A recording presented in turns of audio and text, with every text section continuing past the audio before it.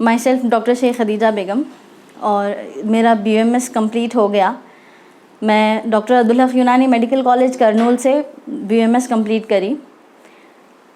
मैं यहाँ 2006 में मेरी शादी हुई। मैं शादीशुदा हूँ और हैदराबाद से हूँ, और शादी करनूल में हुई। इस वक्त मेरे 4 बच्चे हैं, और पढ़ाई मैं 4 बच्चों के बाद स्टार्ट करी थी। असल में शादी से पहले मेरे अब्बा जान की ख्वाहिश के मुताबिक आलिमियत मेरा कंप्लीट हुआ था, फजीलत में थी, तब मेरी अचानक शादी हो गई। और उसके बाद फिर जब शादी हुई तो मैं तभी से पढ़ना चाहती थी। मेरा उस वक्त मेरा ये मोटिव था कि मैं अरबी अदब में लिटरेचर पढूं, और मेरे अब्बा जान भी चाहते थे कि वो मेरे को अरबी अदब में पढ़ाएं। तो उस वक्त बहुत ज़्यादा ये मैं चाहती थी कि मैं अरबी अदब में PhD तक करूं।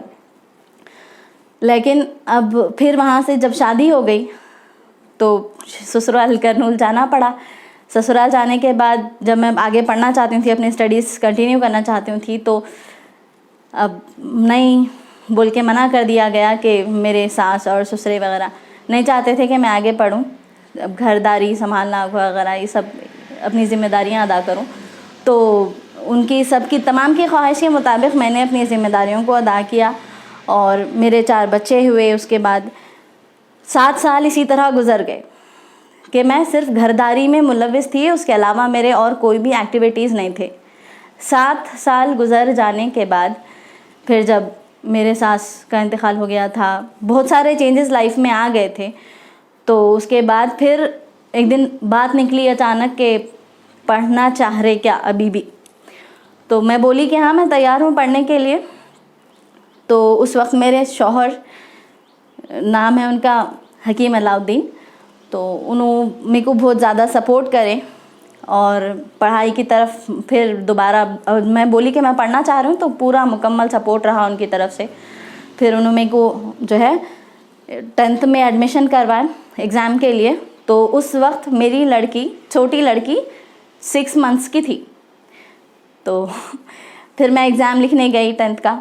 मेरे पास कुछ भी मटेरियल वगैरह भी नहीं था ख़ास पढ़ने के लिए, और 6 मंथ्स की बच्ची लेके मेरी कोई ख़ास तैयारी नहीं हुई थी। तो उसी हालत में मैं 10th का एग्ज़ाम लिखी, और जाके एग्ज़ाम लिख के आने के बाद प्राइवेट, फिर मेरा जब रिज़ल्ट आया 10th का, तो उसमें मेरे को 7.2 ग्रेड्स मिले थे। तो मेरे शौहर को और खुशी हुई, और उनको जो है जज्बा बढ़ा फिर मेरे को पढ़ाने का। तो फिर उन्होंने मेरे को हाजरा कॉलेज करनूल में एडमिशन दिलाया रेगुलरली इंटरमीडिएट करने के लिए। तो फिर मैं वहाँ से रेगुलर इंटरमीडिएट करी। 8 मंथ्स की लड़की थी जब छोटी मेरी, और बाकी बच्चे भी छोटे छोटे थे। तो बहरहाल उतनी छोटी बच्ची को मैं एक संभालने वालों को सौंप के रोज़ाना कॉलेज जाती थी। बच्चों को 3 पहले तैयार करके कॉलेज भेज के, स्कूल भेज के, छोटी लड़की को फिर संभालने वालों को थमा के मैं कॉलेज जाती थी हर दिन। फिर उसके बाद हाँ, जब मैं कॉलेज जाती थी उस वक्त मेरा ऐसा हाल था कि मैं पहले आलिमियत कंप्लीट करी थी। तो उसमें हमारा जो भी निसाब होता था, उस निसाब में सिर्फ एक अंग्रेज़ी का एक पीरियड जो है इंग्लिश का एडेड था। उसके अलावा ये साइंस, सोशल, मैथमेटिक्स वगैरह ये सब नहीं था। लेकिन जब मैं इंटरमीडिएट में, इसमें 10th में भी मैं पढ़ी, और फिर इंटरमीडिएट में आने के बाद भी मेरे को जब तजुर्बा, मतलब पहला मेरा तजुर्बा था वो साइंस और सोशल पढ़ने का, फिज़िक्स, केमिस्ट्री पढ़ने का, उस वक्त मेरा पहला था। तो तब उस वक्त तक मेरे को ये कुछ भी अंदाज़ा नहीं था, इस निसाब के मुतालिक कुछ भी मेरे को अंदाज़ा नहीं था। लेकिन जब फिर मैं इंटरमीडिएट में आने के बाद फिर जब मैं पढ़ना स्टार्ट करी, तो शुरू में मेरे को कुछ भी समझ नहीं आता था फिज़िक्स एंड केमिस्ट्री में, ये क्या है, आखिर क्या बोलना चाह रहे हैं इन्हों, समझ नहीं आता था स्टार्टिंग क्लासेस में। फिर उसके बाद आहिस्ता आहिस्ता फिर मैं इंटरेस्ट लेना स्टार्ट करी, समझ आने लगा मेरे को। तो फिर मैं मेहनत करी इसमें, और फिर जब मेरा फर्स्ट ईयर का रिज़ल्ट आया तो बहुत शौक हुए थे सब क्लास वाले, मेरे टीचर्स भी और सब, कि जो है मैं जो फ़िज़िक्स में मेरे को बिल्कुल समझ नहीं आता था फ़िज़िक्स, उसमें मेरे को 60 आउट ऑफ 60 मार्क्स आए थे, और बाकी में भी सब थे, और मैं टॉप करी थी क्लास में। फिर उसके बाद फिर इसी तरह सेकेंड ईयर हुआ, उसमें भी अल्हम्दुलिल्लाह टॉप हुआ मेरा। टोटल 1000 में से 920 मेरा जो है टोटल रिज़ल्ट मार्क्स आए थे मेरे को, और मैं बैच में अपने टॉपर थी। फिर उसके बाद जब इंटरमीडिएट कंप्लीट हो गया तो अब मेरे हस्बैंड को और ज़्यादा खुशी हुई, शौक़ हुआ कि इतना अच्छा जब पढ़ रहे हैं तो मैं भी और इनको हौसला दूँ और पढ़ाऊँ। तो मुकम्मल जो है उनका साथ लेते हुए मैं अपने जो है पढ़ाई की दिलचस्पियों को और बढ़ाते हुए मैं जो है फिर मेरा ये एग्ज़ाम लिखाया गया मेरे को BUMS का जो एंट्रेंस टेस्ट होता, अब तो नीट है, उस वक्त एंट्रेंस टेस्ट होता था। तो एंट्रेंस टेस्ट में 2005 में लिखी, तो उसमें मेरा रैंक बहुत अच्छा आया, 83 रैंक था मेरा। तो फिर उसके बाद में मेरा एडमिशन हुआ BUMS में, मेरे को मेरी चॉइस से सीट मिली, मैं कर्नूल में ले ली, फ्री सीट आई मेरे को। फिर वहाँ से अब BUMS का शुरू हुआ, तो ये एनाटॉमी, फिजियोलॉजी, ये सब सब्जेक्ट्स वहाँ से स्टार्ट हुए। मैं उस वक्त तक इंग्लिश मेरे को बहुत अच्छा नहीं आता था। इंग्लिश पढ़ने के लिए मैं हमेशा डिक्शनरी की मोहताज होती थी कि डिक्शनरी की मदद से ही मैं पढ़ती हूँ, मतलब समझ आता था, लेकिन अक्सर अल्फाज का मतलब जानने के लिए डिक्शनरी की मदद की ज़रूरत पड़ती थी। तो फिर वहाँ से अब अपनी अंग्रेज़ी को भी जो है इम्प्रूव करते हुए मैं फिर वहाँ से अपना सफ़र शुरू करी BUMS का। तो BUMS first year, second year, third year, final year, अब चारों में भी मेरे मार्क्स डिस्टिंक्शन में आए और मेरा रिज़ल्ट बहुत अच्छा रहा। तो अब इस वक्त मेरा BUMS कंप्लीट हो चुका।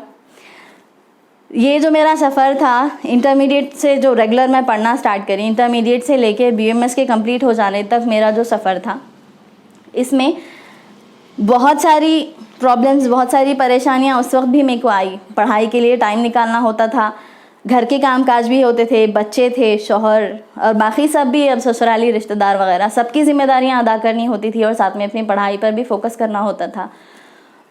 तो जब बहुत मुश्किल से मतलब मैं वक्त निकालती थी अपनी पढ़ाई के लिए, लेकिन पूरा होता था मेरे को पढ़ना है। तो रात के वक्त अक्सर मैं अपने नोट्स वगैरह बनाने के लिए रातों में ही टाइम निकालती थी, क्योंकि कोई भी डिस्टर्ब नहीं कर सकते उस वक्त। एक रात का एक ऐसा है कि सब सो जाया करते थे और मैं आराम से बैठ के अपने नोट्स वगैरह बनाने का काम उस वक्त कर लेती थी। और जब पढ़ने का काम होता, उन नोट्स को, अपने बनाए हुए उन नोट्स को पढ़ने का जब होता, तो मैं अपने काम करते करते भी जो है पढ़ लिया करती थी। और उसके बाद फिर आगे जब मैं फाइनल ईयर में आई, तब तक तो मेरे इतने ज़्यादा मसरूफियात बढ़ गए थे कि मेरे को अपने बनाए हुए नोट्स को भी बैठ के या चलते फिरते हुए पढ़ने का उतना ज़्यादा वक्त नहीं मिल रहा था, उतना एडजस्ट नहीं कर पा रही थी मैं अपना वक्त। तो फिर एक मैं तरीक़ा ये निकाली पढ़ने का कि मैं जो अपने नोट्स बना रही हूँ उसको एक मरतबा सिर्फ ऑडियो रिकॉर्डिंग कर लेती थी, मैं वॉइस नोट्स बनाती थी। और कुछ भी काम मैं कर रही हूँ, मैं जा रही हूँ कॉलेज, आ रही हूँ, या फिर किसी भी काम में मैं हूँ, तो अपने कान में ईयरफोन्स लगा के मैं जो है उन नोट्स को सुना करती थी और सुन सुन के बस याद रखती थी सब चीज़ें, क्योंकि फाइनल ईयर में तो सब बहुत ज़्यादा रहता ना सिलेबस, तो उस हिसाब से मेरे को अपना टाइम मैनेज करना पड़ता था। तो इन सारी जुस्तजू और काविशों का नतीजा ये निकला कि मैं शादीशुदा होने के बावजूद, 4 बच्चों की माँ होने के बावजूद, अपनी ज़िम्मेदारियों को अदा करते हुए मैं BUMS कंप्लीट कर सकी, और वो भी टॉपर की हैसियत से। इसका मेरे को कॉलेज में अवार्ड भी दिया गया। तो आज मैं यहाँ पर पहुँची, और ऐसा नहीं है कि मेरा सफ़र अब यहाँ तक ख़त्म हो गया, मेरा एम बस यहीं तक था, ऐसा नहीं है, बल्कि मेरे को अब आगे MD भी करना है। तो नीट एग्ज़ाम की प्रिपरेशन मेरी चल रही, और अब मेरे को नेक्स्ट जो है नीट एग्ज़ाम लिखना है MD में दाखिले के लिए। मेरा इरादा है इंशाअल्लाह कि मैं बेंगलुरु NIUM से MD कंप्लीट करूँगी इंशाअल्लाह, अगर अल्लाह ताला मेरे को मौका दे इस बात का, तो ज़रूर जो है मैं वहाँ तक पहुँचूँगी।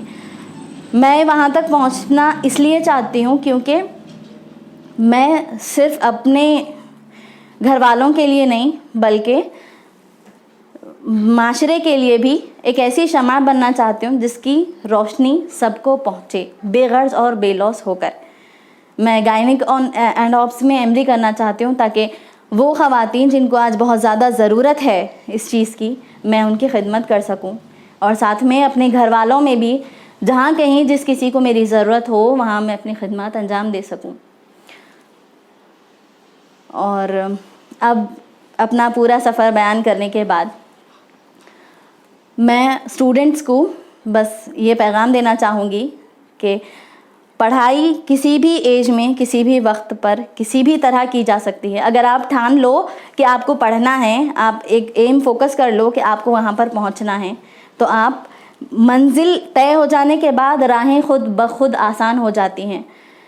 इसी तरह मेरे साथ भी हुआ कि BMS में जब मैं एडमिशन ली थी, मेरे को नहीं पता था मैं क्या कर सकती हूँ। जब मैं अपनी पढ़ाई स्टार्ट करी थी, मेरे को नहीं पता था कि जो मैं सोची वो होगा या नहीं होगा, मेरे को नहीं मालूम था।